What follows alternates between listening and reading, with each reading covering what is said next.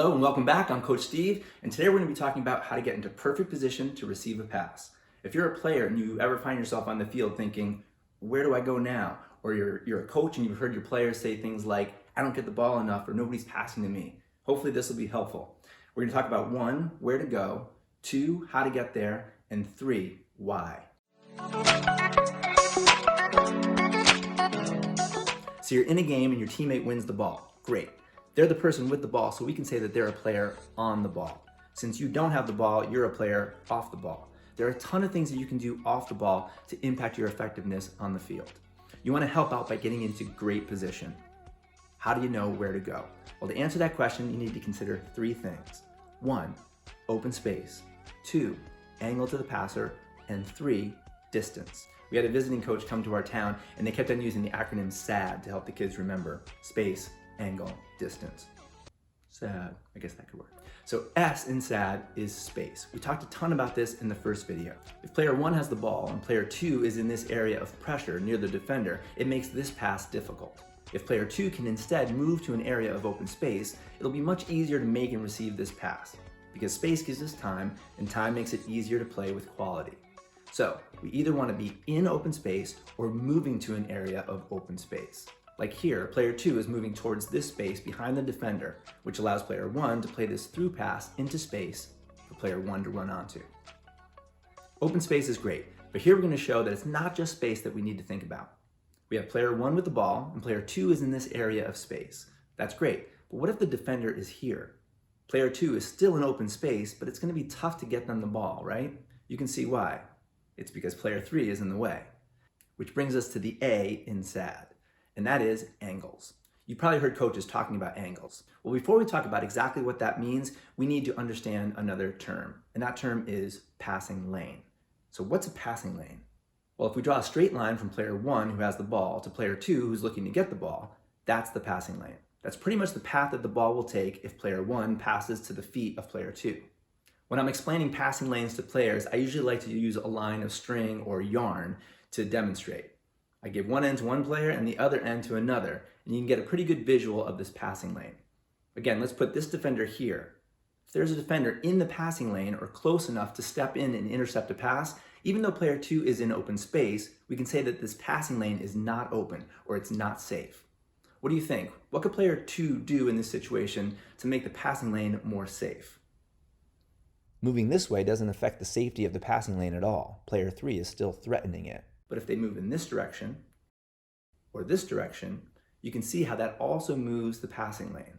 And the further the passing lane gets from the defender, the safer the pass will be. All right, I actually saw a couple of youth games this weekend that illustrated this point of safe passing lanes pretty well.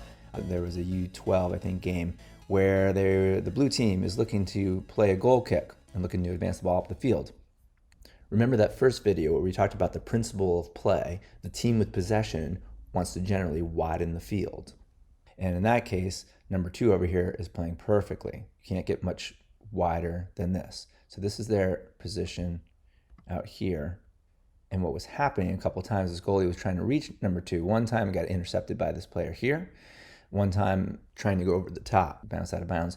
And it wasn't until one play where this player saw not just space, but also this passing lane, a safe passing lane here, that the goalie was able to make a nice firm pass, play player 2, and then the blue team was able to advance the ball forward. Really quickly, we start to get into here, coaching philosophy, some of these tactical things. There are a few different options. If your coach is saying, number 2, always stay out wide, then that's what you do. They may want the forward to come back into this spot, or the midfielder to check in here, receive a ball, and then play out, okay? So there are different options. I just want to illustrate here the fact that space is good, but space and an open passing lane is better.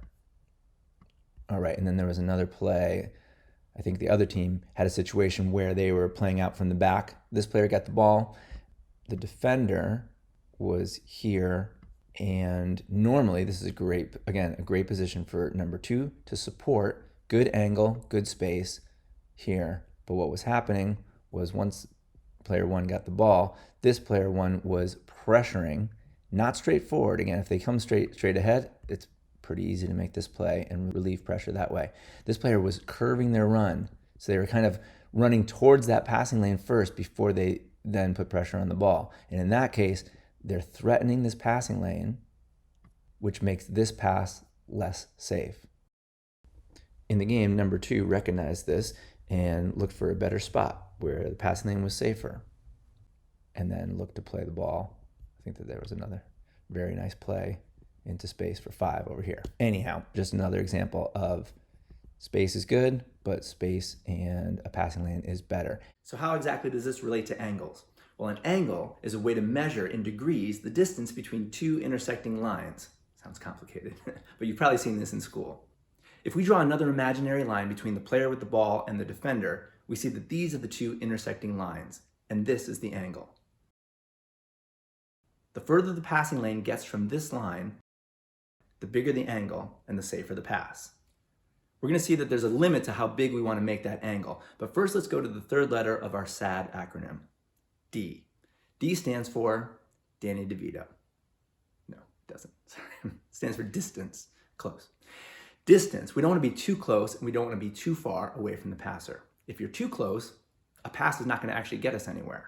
Also, we're going to be bringing pressure towards the ball. It'll make it easier for the opposing team to mark 2 of our players with only 1 of theirs. We also don't want to be too far away. You want to try to think about where your teammate can comfortably reach you with the ball. When you're thinking of your own position and working to get open, it can sometimes be easy to forget that when your teammate with the ball is under pressure, their head will tend to go down to focus more closely on the ball. It'll be harder for them to see passing options that are far away. It's also harder to generate the momentum needed for a long pass when you don't have the space or time to step into the ball. Try to keep those things in mind and find a comfortable distance. Now that we know these 3 criteria, space, angle, distance, let's take a look at it in practice. This is called the diamond drill. It's a great way to illustrate the importance of finding open passing lanes, aka good angles. We have 4 cones that designate the 4 corners of a diamond. We'll have 3 players in blue and each one will start at a cone. It doesn't matter which cone. They'll be attempting to keep the ball away from a player in red who will start in the middle of the diamond. It's just like a regular rondo keep away, except that the blue players can only receive and pass the ball from in front of a cone. The blue players without the ball can move from their cone to an empty cone. This movement again is called off the ball movement because the player that's moving doesn't have the ball. With 4 cones and 3 players, there should always be 1 cone empty. Let's see how an awareness of passing lanes can help dictate smart off the ball movement and help the blue players keep possession. If player 1 has the ball, they can either pass to player 2 or player 3. This is the passing lane to player 2, and this is the passing lane to player 3. In this scenario, if player 4 for red stands here, then they'll probably find it relatively easy to defend both passing lanes and then look to pressure the ball. Do you see which of these 2 players on blue can move and to where? That's right, if player 2 moves to this cone, the passing lane moves as well. That's going to make it almost impossible for the defender to cover both passing lanes at the same time. The object for the blue team is to always give the player with the ball 2 good options. Note that the angles here and here are both 45 degrees. It turns out that 45-degree angles are the perfect angles to look for off the ball, and here's why. Like we said before, the further this passing lane gets from the defender, the safer the pass will be. So a bigger angle is better. But remember, our ultimate objective is getting to the goal, and it turns out that the wider this angle gets, the less progress we will make towards our ultimate objective of getting to the goal when we make that pass. So in that respect, a smaller angle is better. 45 degrees is right in between. It gives us good confidence that the defender won't intercept, but also moves us generally toward where we want to go. And obviously you don't have time to take out your protractor and measure the angle. You have to do your best sense of estimating, is this pass going to be safe or not? If you don't think that ball can get to you safely, then you probably need to readjust.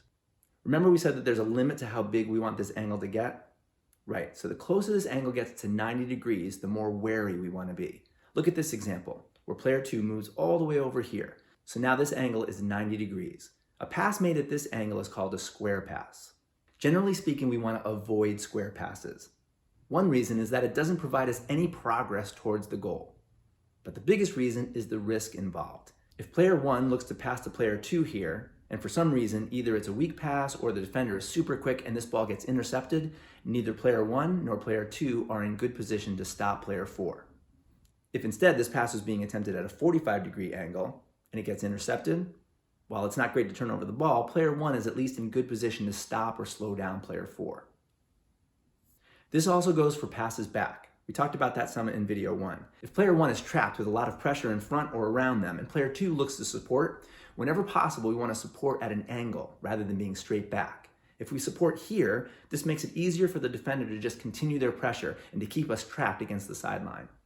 We're in the same pressure scenario except now about 10 yards back. If instead player 2 supports at an angle, it'll be easier to take that first touch into space, get out of this trap, away from this pressure, and find a better path of attack. So now we know how to figure out where to go when we want to be in perfect position to receive a pass. That's great, but guess what? None of this stuff is a secret to defenders. A good defender, a smart defender, knows that you want to find open space. They know that you want to find good passing lanes at a good distance, and they're going to try very hard to deny you those things. So now what do? Well, we need to focus on how to get there. We have to beat them to that space. We have to outmaneuver them, outsmart them. That's what the next part of this video is going to concentrate on. So that one goes hand in hand with this one. So we'll see you in that next video. Again, thanks for watching. Thanks for listening. Good luck on the pitch.